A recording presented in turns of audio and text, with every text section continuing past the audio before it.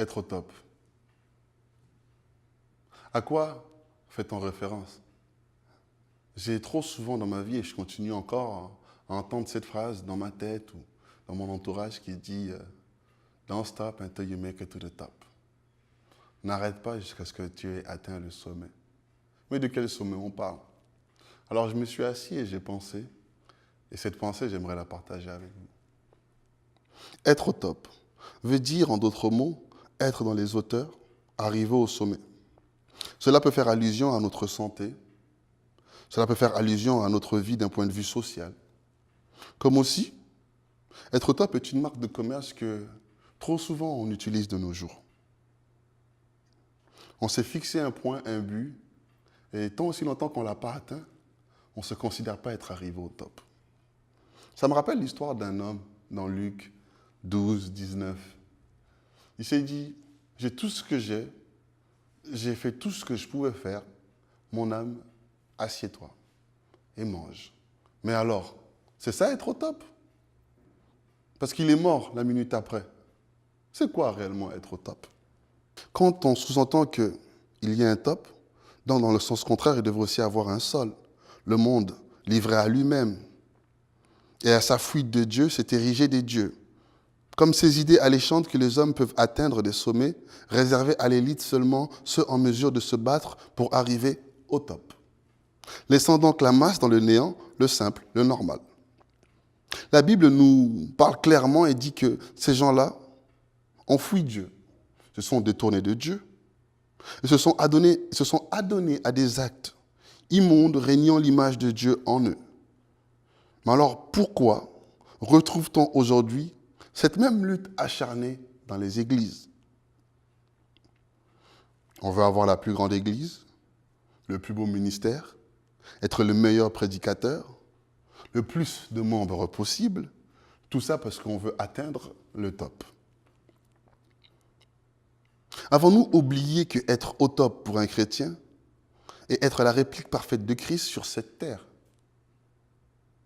qui veut dire être un bon serviteur? Nous voulons croire dans une église saine, mais n'avons plus le temps pour partager cette intimité avec le Christ. Nous sommes à l'affût des problèmes des gens, quitte à faire le thème de notre prochain séminaire.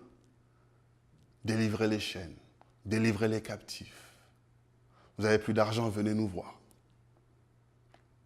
Nous avons défini le top comme étant un matériel, quelque chose qu'il faut atteindre.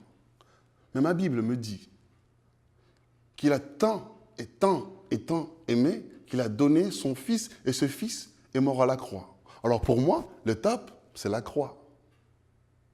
Mais nous recherchons un top de manière à ce que nous nous retirons de la croix. Notre top à nous, ce n'est pas mourir pour Christ.